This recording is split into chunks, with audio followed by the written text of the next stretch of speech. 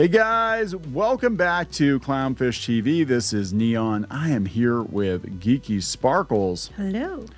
And we're going to talk about the head of the BBC stepping down after allegations of doctored footage of Trump's January 6th speech. It was in this documentary. I'm sure you guys have probably seen some clips. If you're watching this video, you've probably seen the clip floating around where they spliced things, put together, made it sound like he was inciting violence. But if you listen to the speeches, which I guess the different parts took place at different times, and they made it look like it was all one speech.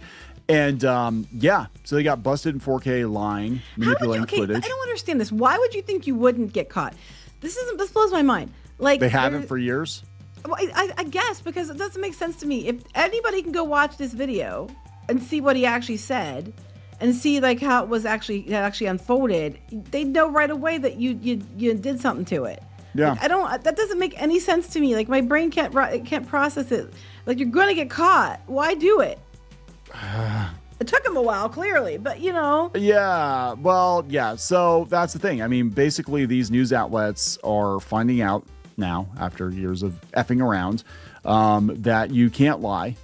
And now they're getting mad about it because they've been able to have, carte blanche for the better part of a decade. This guy's been in charge of the BBC for 5 years.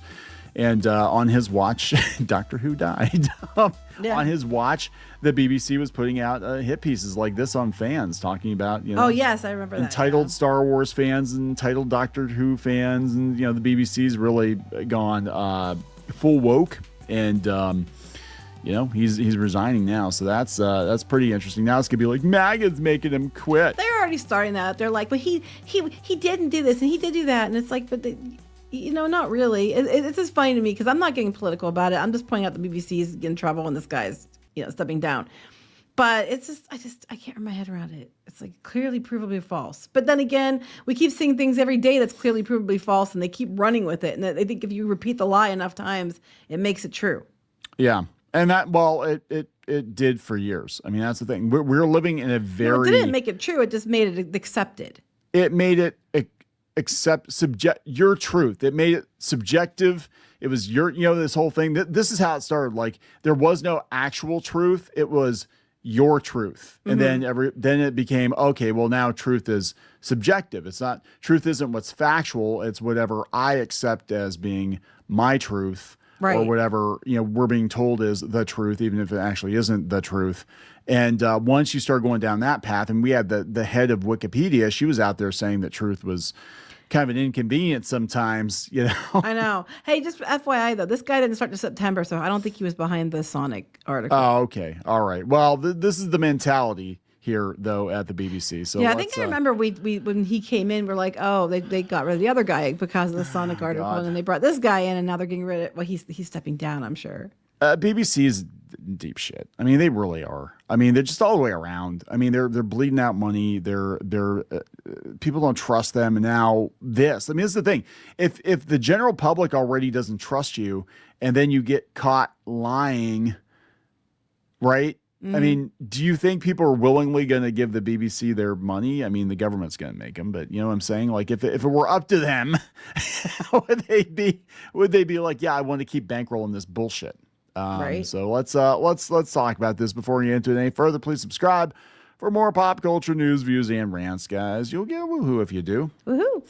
There is still time if you want to go out and back Geeky Sparkles Christmas pin Kickstarter. Now, the campaign technically has ended. We do have late pledges open. Unfortunately, you cannot alter your pledge from before the campaign ended, and we can't really add anything else. So people were asking about the neon pin, which we were going to do if we hit 15 before the campaign ended, but we have no way of doing that now. So yeah, next year. You don't want to build a snowman. That's okay. I know how it is. I get it. But there wasn't enough time for them to build a snowman. No, there really wasn't. We have to flip these quick. So yeah. All right. So let's go out to the Guardian first. Tim Davie resigns as BBC Director General after accusations of serious and systemic bias in coverage. Well, if you're lying, Well, that to prove a implies it's point. more than just this one instance then. Right. Systemic, and that would imply that it's been going on. And this is coming from The Guardian. So remember, The Guardian is left-wing too, right? The Guardian is liberal too. Davey tells staff departure was my own decision, but it comes with the BBC preparing to apologize for the way it edited a Trump speech. Tim Davey, the BBC's director general and the head of BBC News, have resigned after a former advisor to the corporation accused it of serious and systemic bias in its coverage of issues including Donald Trump, Gaza, and trans rights. In a shock move, Davey said his departure was his own, but comes with the BBC preparing to apologize for the way the broadcaster edited Donald Trump's speech. Now, they had to apologize to J.K. Rowling, too, because they were running with this whole, oh, she's a transphobe, and people were calling her transphobes on podcasts, and she's like, I'm going to sue your ass if you keep it up. Yeah. Well, apparently there's another person left, Deborah Turnus, head of BBC News. Yeah, she has also resigned, followed claims by a former advisor to the broadcaster that it suffered from bias. No shit. BBC's biased? I never knew. Wow. Okay, so the Commons Culture, Media, and Sport Select Committee has given the BBC a deadline of months. See, I don't understand. Guys, we're in the U.S. I don't understand UK politics. So, like, we start talking about the House of this or the whatever, the Duke of Wellington or whatever. Like, I have no idea who these people are or what they do. I don't know. I have no idea. I have no idea what they do. So this is the Commons Culture, Media, and Sports Select Committee has given the BBC a deadline of Monday to respond to the claims made by Michael Prescott, a former independent external advisor to its editorial guidelines and standards committee. He had left that role in the summer. Davey sent a note to BBC staff on Sunday afternoon saying, this is entirely my decision. I remain very thankful to the chair and the board for their unswerving and unanimous support throughout my entire tenure, including during recent days. Now, it's interesting. They're not saying what the edit was. He said, I've been reflecting. Yeah, but if you can find it, if you go on, we're going to go out to New York Post and they'll talk about it. I have been reflecting on this very intense personal and professional demands of managing this role over many years, combined with the fact that I wanted to give a successor time to help shape the charter plans. Bullshit. You got busted and you're quitting. Like, yeah, you both decide to leave at the same time. Sure. Yeah. They always give them the opportunity to make it look like it's their choice. So they're saying the BBC is expected to apologize after using doctored footage of Trump's January 6th speech and documentary report coming from the New York Post. So BBC Chairman Samir Shah will apologize to the UK House of Commons Culture, Media and Sport Committee on Monday, expressing regret for misleading viewers by splicing together clips of Trump's Stop the Steal rally in the Panorama documentary, which aired last October. The Telegraph reported. They said, and I did see October that ahead of the election. Yes, I did see that they took two bits and mangled it together. The whistleblower claimed the BBC mangled the clip in the documentary Trump: A Second Chance to make it appear as if the president encouraged crowds to storm the Capitol. Prescott noted the network aired footage of Trump appearing to tell rally goers, we're going to walk down to the Capitol and I'll be there with you and we'll fight. We fight like hell. If you don't fight like hell, you're not going to have a country anymore. The clip was spliced together from 3 separate parts of the speech with a nearly hour-long gap edited out to make it look like one fluent sentence. I mean, at least he wasn't wearing different clothes in each. Yeah, no, it was the same outfit, yeah. The actual remarks were, we're going to walk down. I'll be there with you. We're going to walk down. We're going to walk down. Yeah, it's Trump. So it says, we're going to walk down. We're going to walk down. I'll be there with you. We're going to walk down. And any one of you, but I think right there, we're going to walk down the Capitol and we're going to cheer on our brave senators and congressmen and women. Well, it's very different from that. And the BBC edited out the president saying, I know that everyone here will soon be marching over to the Capitol building to peacefully and patriotically make your voices heard. Peacefully and patriotically make your voices heard. That just goes against my narratives. But anyway. Yes. About 54 minutes into the speech, he told the crowd, we fight like hell. And if you don't fight like hell, you're not going to have a country anymore. So what he was saying is basically like, go to the polls and vote and, fight like hell for the country. But he did not say, we're going to walk over there and kick the shit out of, we're going to go in, to the Capitol building and all this other stuff. Yeah. This created the impression that Trump said nothing he did not, and in doing so, materially misled viewers. The advisor wrote, yeah, you're asking for trouble. And this is the thing. Like, these are the clips, these kind of viral clips that are piecemeal together like this. These are the ones that the morons on TikTok and Blue Sky run with and be like, Well, that's there what it I'm is, saying. inciting violence. This was released right ahead of the election. Yeah.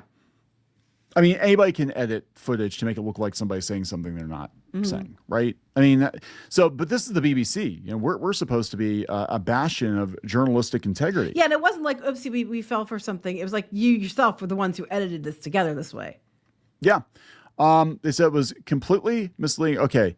They said they used footage of the Proud Boys heading toward the Capitol. It was taken before Trump's address. It was completely misleading to edit the clip the way Panorama aired it, Prescott added. The fact that Mr. Trump did not explicitly exhort supporters to go down and fight at Capitol Hill was one of the reasons there were no federal charges for incitement to riot.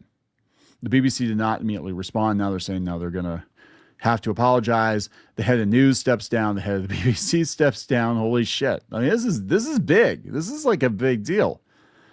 It is a big deal because they got caught. I just don't understand why it took this long for them to get caught. Yeah, this is exactly.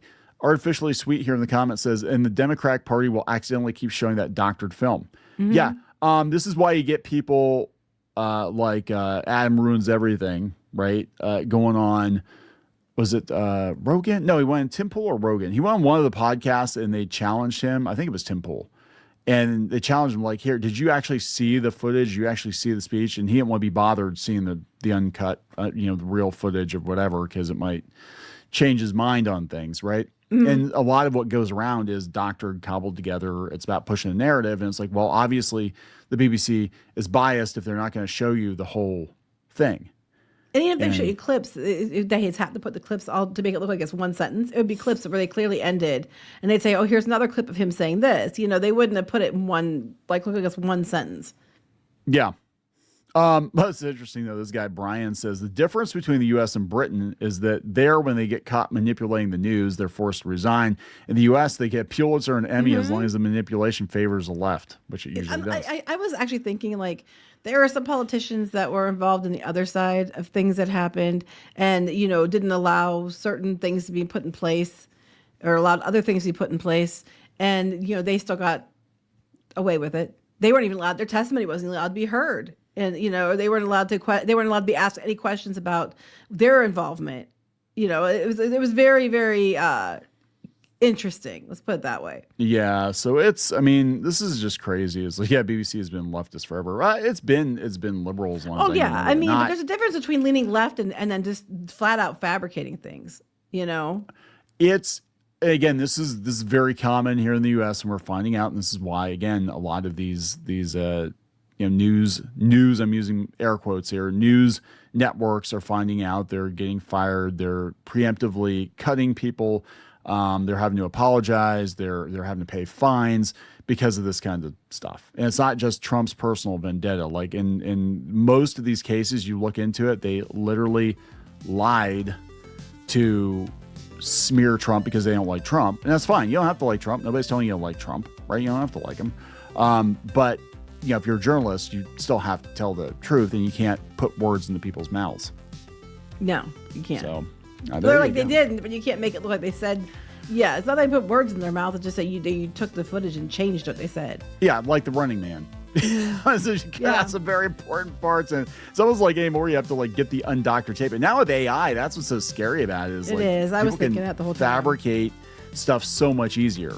You could make him say. I mean, I've seen all kinds of crazy Trump and Biden clips, Obama clips, and they're saying all kinds of crazy stuff, and people are dumb and they'll believe it, and they don't. Oh, it was on check. TikTok. It must be real. Oh, well, this is like that's on the BBC. It must be real. It must be real, guys. Why news network? Why would they CNN lie? Why would CNN lie to us? They're the good guys. I like them. Are we going to wrap this up? Uh-huh. Let's wrap it up. Please subscribe for more pop culture news, views, and rants. We'll talk later. Bye.